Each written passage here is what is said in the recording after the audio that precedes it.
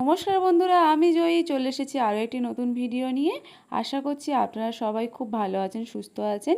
Stitch with জয়ী চ্যানেলে আপনাদেরকে অনেক অনেক স্বাগত জানাই। আজকে একটি সুন্দর হাতার ডিজাইন নিয়ে চলে এসেছি।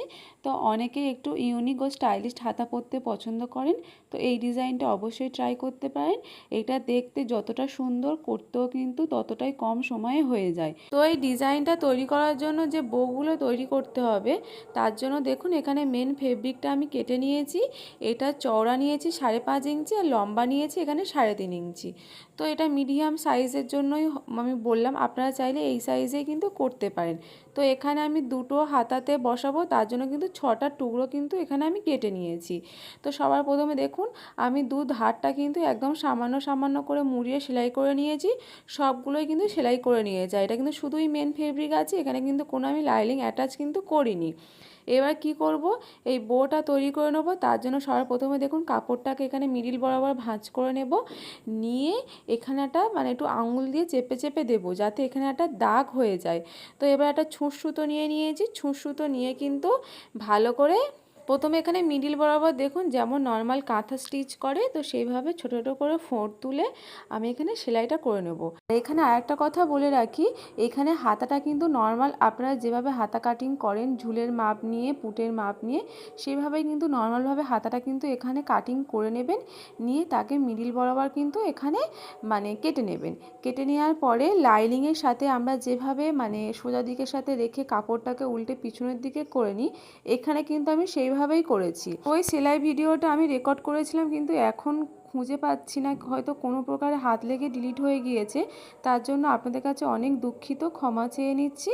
তো নর্মাল আপনারা যেভাবে হাতা সেলাই করেন, লাইনিংটাকে সামনের দিকে রেখে পেছনের দিকে উল্টে দিয়েছি, সেইভাবেই কিন্তু আমি করে নিয়েছি। এখানে কিন্তু কোনো পট্টি কিন্তু আমি ইউজ করিনি।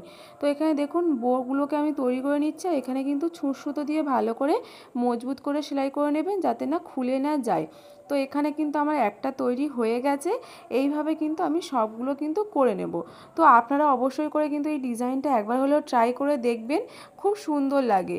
তো এটা দেখতে যতটা ইউনিক লাগে, বেশ স্টাইলিশও কিন্তু লাগে। আর এখানে আমি একই কালারের কাপড় দিয়ে করছি, আপনারা চাইলে কিন্তু অন্য কালার কাপড় দিয়েও কিন্তু করতে পারেন, তাহলে কিন্তু একটু হাইলাইট মতন হবে। তো এখানে দেখুন আমি একটা হাতাতে 3টে ডিজাইন রাখছি।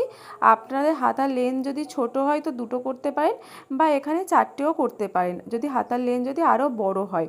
তো আপনাদের পছন্দ মতন কিন্তু করে নিতে পারেন। এবার এখানে দেখুন আমি প্রথমে কিন্তু এখানে সাজিয়ে নিচ্ছি।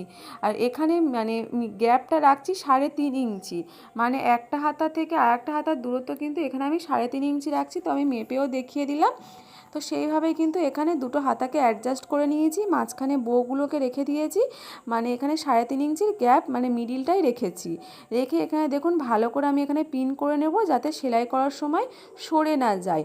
আর এই ডিস্টেন্সটা আপনারা ভালো করে ফিতে দিয়ে মেপে দাগ দিয়েও কিন্তু বসিয়ে নেবেন। তো এখানে দেখুন আমি সবগুলোতে পিন করে নেব, নিয়ে নর্মালি কিন্তু এখানে সেলাইটা করে নেব।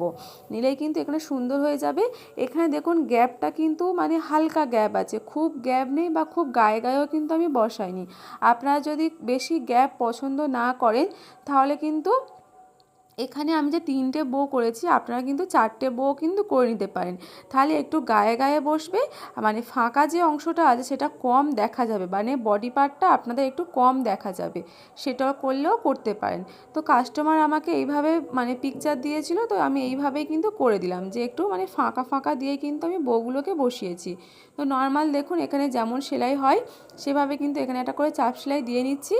দিলেই কিন্তু এখানে আমার হাতাটা পুরো কমপ্লিট হয়ে যাবে। আর এখানে আমি একটা করে শো বোতাম বসিয়ে দেবো।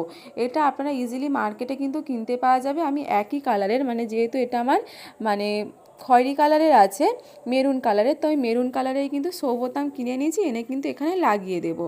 তো ডিজাইনটা তৈরি হয়ে গেছে। তৈরি হওয়ার পরে কিন্তু ডিজাইনটা এমনটাই লাগবে।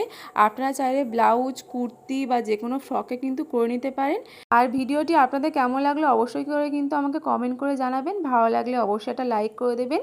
আর চ্যানেলটিকে যদি আপনারা এখনও সাবস্ক্রাইব করে না থাকেন, তো আপনাদের কাছে রিকোয়েস্ট করছি অবশ্যই চ্যানেলটিকে সাবস্ক্রাইব করে দেবেন।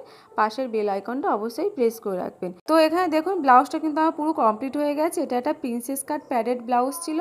পেছনটাও কিন্তু ভালোই একটা ডিজাইন ছিল, ডিপ কাট ডিজাইন। তো